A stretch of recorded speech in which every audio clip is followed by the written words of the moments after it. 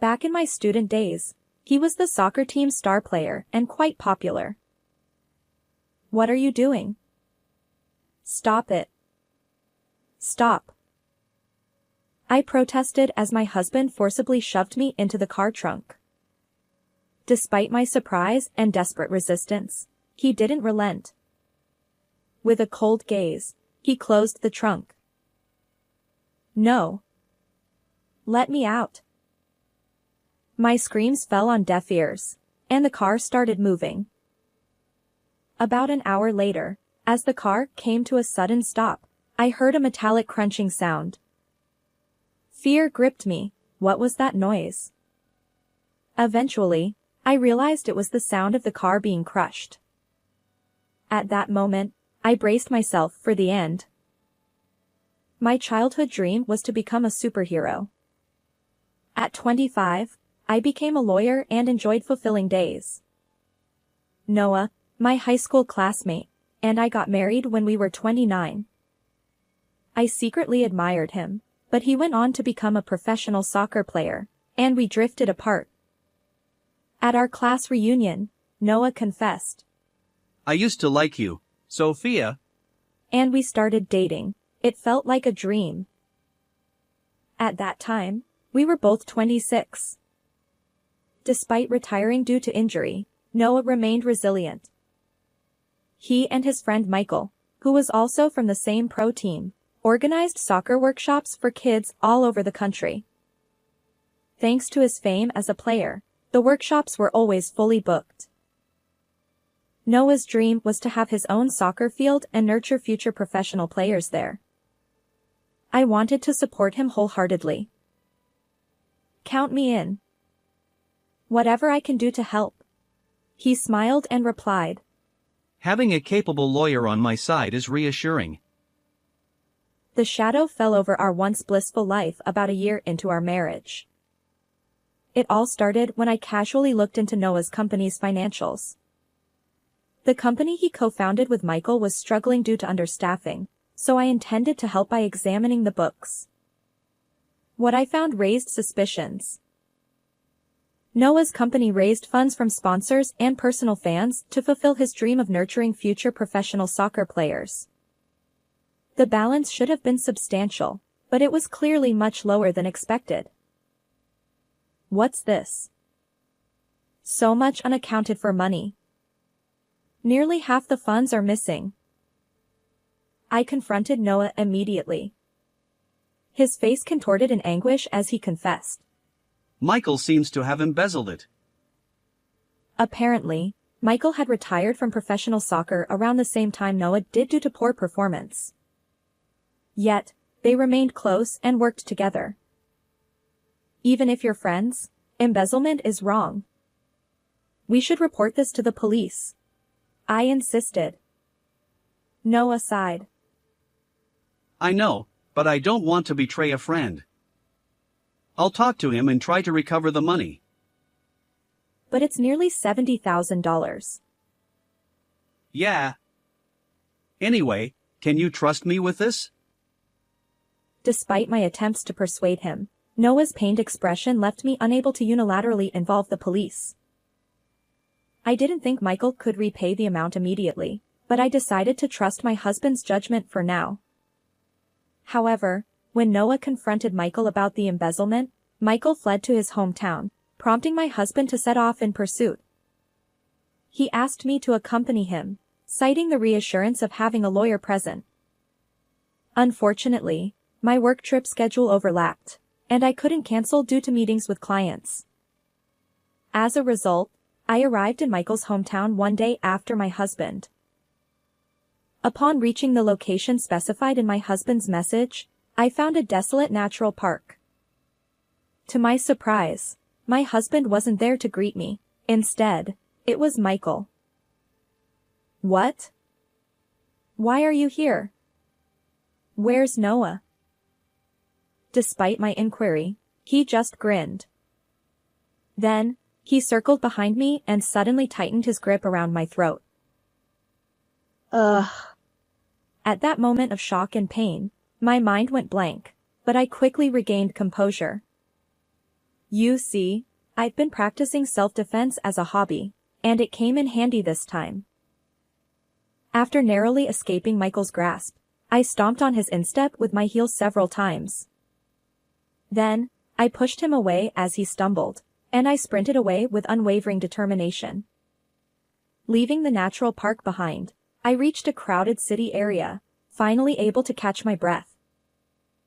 I considered going to the police immediately, but I decided to contact Noah first. Surprisingly, he was already back home. What happened? I went to the location you told me, and Michael tried to harm me. I exclaimed. Noah apologized profusely. I'm sorry for putting you in danger. I wanted to explain the situation to you and have you persuade him, but I never expected Michael to go that far. My judgment was off. Please forgive me. He then recounted the events leading up to this point. Michael denied embezzling the funds, which prompted Noah to return to the company and thoroughly investigate documents. Armed with decisive evidence, Noah planned to take it to the police. We should also file a report about the attempt on your life as well. I'm sorry, but could you return home? Wouldn't it be better to report it to the local police here? Just come back home for now. At my husband's pleading, I decided to return home for the time being. 3 hours later, just as I returned home, my husband greeted me at the front door. We need to go to the police right away. Get in the car. I placed my travel bags down and followed his instructions, heading toward our home's parking area. As I tried to get into the passenger seat, Noah, who had been inspecting the trunk, called out to me. Take a look at this. Curious, I stood beside him and peered into the trunk, wondering if it contained evidence of embezzlement. What? What are you doing? Stop. Stop. Without warning, my husband shoved me from behind, locking eyes with me coldly, and then closed the trunk. No. Please, let me out. No matter how loudly I screamed, my voice reached no one. The car started moving slowly, gradually picking up speed. About an hour later, I sensed that we had parked somewhere. Trembling with fear inside the cramped trunk, I suddenly heard a metallic crunching sound. What was that noise? My heart raced until I realized it was the sound of the car being crushed. Even with self-defense training, I couldn't possibly contend with heavy machinery. But giving up wasn't an option. Amid the chaos, I desperately thought of ways to survive.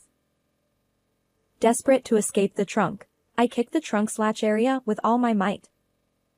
Luckily, the lock seemed to break, creating a small gap. I forced the door open, stuck my head out, and found myself in an auto junkyard. I hurriedly escaped the trunk and leaped from the pile of awaiting scrap cars. With no one in sight, I sprinted toward what seemed like an exit. As I considered seeking help from the police, I noticed Michael talking on his phone. Concealing myself in the shadows, I eavesdropped on his conversation. He casually mentioned, I confirmed the car got crushed. She's gone now. And then he blamed for my husband marrying a lawyer. It became clear, the person on the other end was Noah. My husband and Michael had conspired to eliminate me. If they discovered I was still alive, they'd surely try again. Before heading to the police, I needed to avoid their clutches. For now, I had to hide. Despite my fear, I felt a stronger desire to expose the truth. After all, I was a lawyer. A childhood dream of becoming a champion of justice had driven me. Sneaking out of the processing yard, I realized my smartphone was still in my pocket. I decided to contact my best friend, Mia. I arrived promptly at her apartment, where I recounted everything that had happened. Initially surprised, she eventually said, I suspected as much. Actually, there have been some rumors about your husband. As a TV director, Mia had access to various industry secrets. With her help, we delved into Noah's background. One by one, Noah's hidden facets emerged. Even though he was my husband, I couldn't turn a blind eye to his wrongdoing. Determined to uphold justice as a lawyer, I resolved to bring him to account. While hiding in Mia's apartment and making preparations, something caught our attention on the television screen. Sophia, watch TV. Upon hearing that, I looked at the television screen. The headline read, Beautiful Lawyer Wife Missing. My husband appeared, looking worn and tearful, pleading for information. My wife left for work and hasn't returned. Her phone is off. Please provide any information you have. Mia, with a sarcastic tone, remarked. Quite the actor. Your husband, Sophia. It infuriated me. How could he feign concern after attempting to take my life? His tearful performance continued daily on TV, not only appealing for information but also promising to create a soccer school in my honor when I returned. His hypocrisy knew no bounds. And so, about a month later, while hiding in Mia's apartment, Noah appeared as a guest on a daytime live broadcast program. I believe my wife will return. And for when she does, I want to make the soccer school a reality. As usual, he appealed for information about my whereabouts and continued to promote his dream. But just as his comment ended, the show's host exclaimed, Now, introducing a surprise guest. Noah, caught off guard, looked surprised. Spotlights illuminated the studio entrance curtain, and I signaled a victory pose to Mia before stepping out from behind the curtain.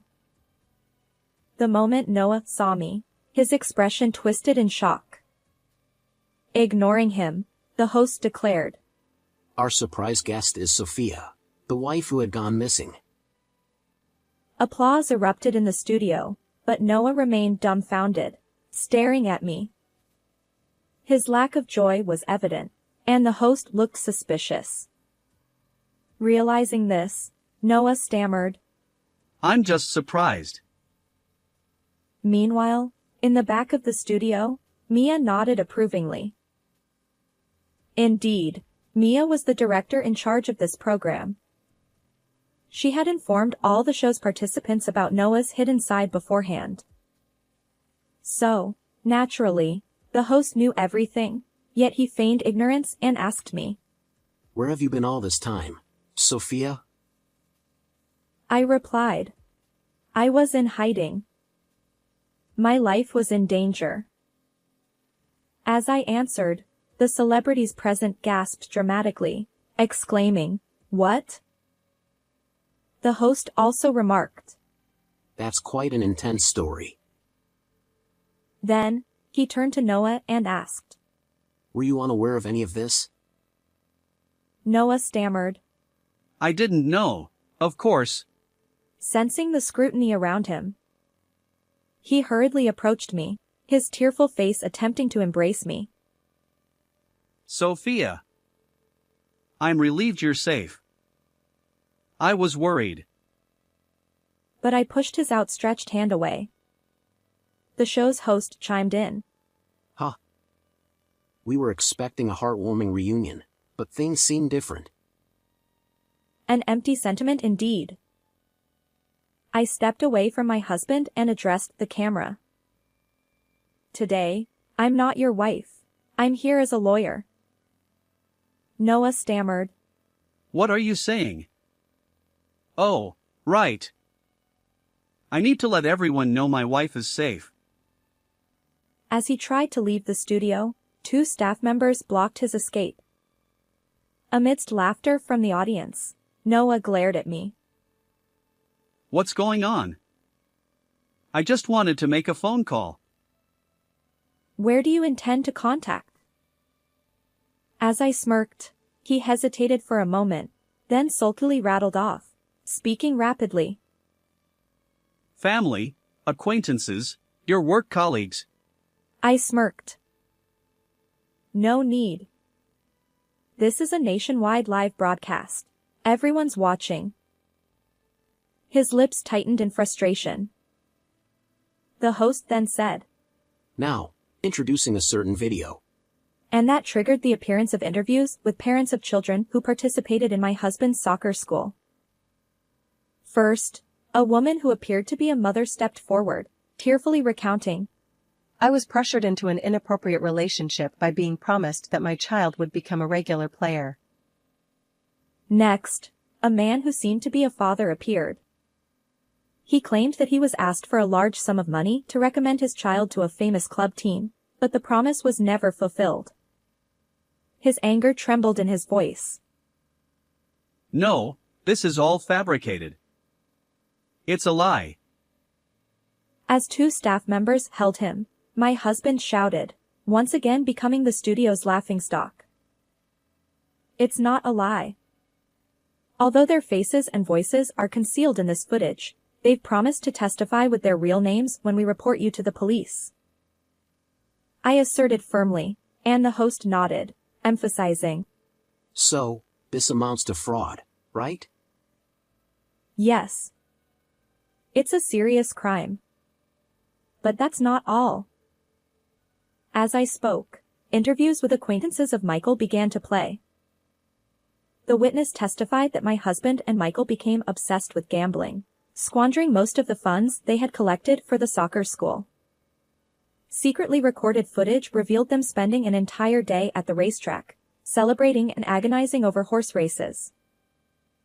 Occasionally betting on horse racing isn't a big deal.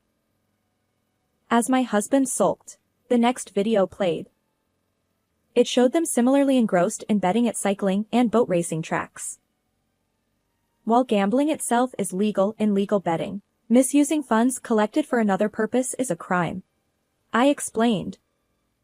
The studio audience gasped as Michael's acquaintance made an even more shocking statement in the footage. Former soccer players involved in illegal soccer gambling. It's outrageous. No. Michael was the one doing it. I'm innocent. Yet Noah's defense crumbled, revealing that he was central to the gambling activities. Worse still, the losses drove them to plan becoming soccer gambling operators to recoup their losses. The intention behind wanting to open a local soccer school was to conceal their true purpose. What they truly planned was an underground soccer gambling den. By running a children's soccer school during the day, they aimed to deceive everyone. I declared. No. Stop making things up.